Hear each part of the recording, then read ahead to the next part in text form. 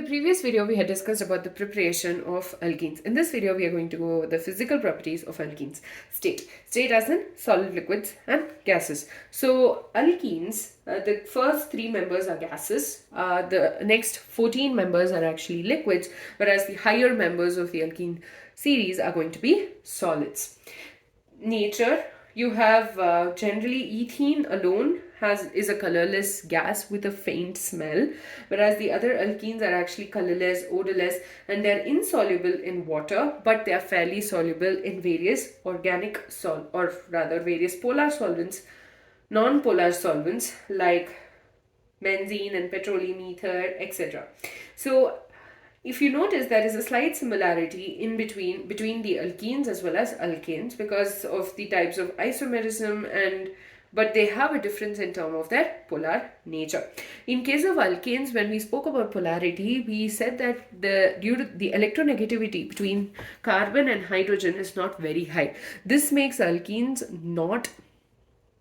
non-polar, alkanes not polar, but the moment you have the presence of a double bond, I told you that because of the electronegativity of the because of the electronegativity of the alkene carbon, that is, these are sp2 hybridized, and because of the higher electronegativity due to the presence of more s character, there will be a difference in terms of polarity. And alkenes are actually insoluble in water, but they are soluble in non-polar solvents.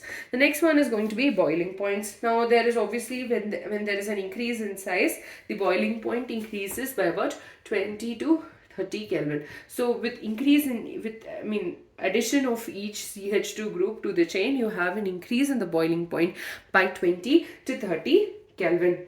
Now straight chain alkenes will have a higher boiling point than the isomeric branch chain compounds. It's the same as what you observe in case of alkanes isomers as well. If you remember, the isomers of butane had a lesser boiling point because of their compressed structure. This in turn made their van der Waals forces between the molecules decrease, and thereby they had a lesser boiling point than the other structure.